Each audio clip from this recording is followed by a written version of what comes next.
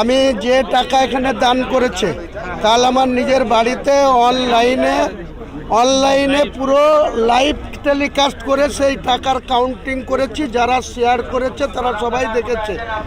এখনও counting complete হয়নি। Counting complete হলে মানুষ যে নগদ অর্থ দান করেছে সেটারও জানতে পারবে সবাই। এখন পর্যন্ত ব্যাংকে 2 কোটি কত ঢুকেছে সেটাও সবাই জানতে পারবে ব্যাংক স্টেটমেন্টের মাধ্যমে। আমার স্বচ্ছতা নিয়ে কেউ প্রশ্ন তুলতে পারবে না। আমি সেই সুযোগ কোনো বিরোধীকে দেব না, না শাসক দলকে দেব, না বিজেপিকে দেব, না সিপিএমকে দেব, না কংগ্রেসকে দেব। কাউকে কোনো সুযোগ বলতে দেব না। আর এই মসজিদ গঠন করার ক্ষেত্রে কোনো কম্প্রোমাইজ কারোর সাথে হবে না। তাতে বলেছি সংঘর্ষ হলে সংঘর্ষ হবে, লড়াই হলে লড়াই হবে। ইসলামের সম্মান রক্ষার্থে আমি নেমেছি। আমার জীবনের বিনিময়ে হলেও বাবরি মসজিদ প্রতিষ্ঠা করব।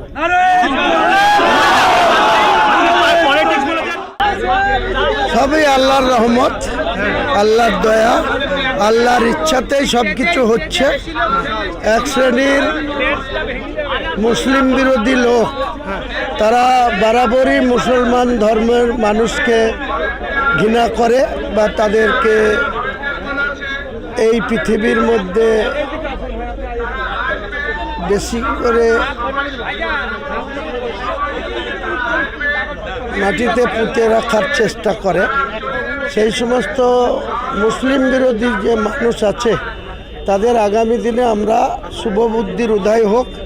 নাহলে মুসলিম শুধু বাংলায় নয় গোটা ভারতবর্ষের মুসলিম ধীরে ধীরে ইউনাইটেড হবে।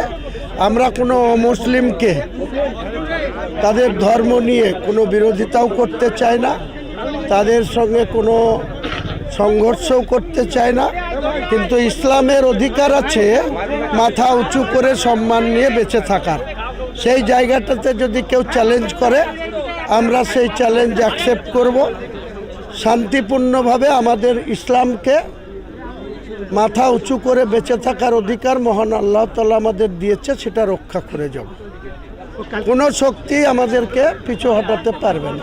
কালকে বলেছিলেন যে 1 লক্ষ হাফেজ মানে কোরআন দিয়ে হবে, ডেটটা কবে করবেন মনে হচ্ছে? ফেব্রুয়ারির প্রথম সপ্তাহে, যেদিন বাবরি মসজিদের কাজ আনুষ্ঠানিকভাবে শুরু হবে তার একদিন আগে 1 লক্ষ হাফেজ, কোরআনের হাফেজকে গোটা ভারতবর্ষ থেকে, বাংলার 1 লক্ষর মধ্যে প্রায় 90,000 বাংলার থাকবে আর 10,000 ভারতবর্ষের বিভিন্ন প্রান্ত থেকে আসবে। গতকাল আপনারা দেখেছেন 5 লক্ষর গীতা পাঠ হয়েছে সনাতন ধর্মাবলম্বী মানুষের। পশ্চিমবাংলার বাইরেও ভারতবর্ষের বিভিন্ন সাধু সন্ন্যাসীদের এই সরকার মদত দিয়ে, কার্তিক মহারাজ বলেছে যে পূর্ণভাবে এই সরকার এই 5 লক্ষ গীতা পাঠের সহযোগিতা করেছে। আমার কথা না, কার্তিক মহারাজ বলেছে যে বাংলার মুখ্যমন্ত্রী তার প্রশাসন ব্রিগেডে 5 লক্ষ গীতা পাঠে সহযোগিতা করছে। তাকে ইনভাইট করেছিল, সে যায়নি, কিন্তু তার প্রশাসনকে গীতা পাঠে ব্রিগেডে সাহায্য করেছে।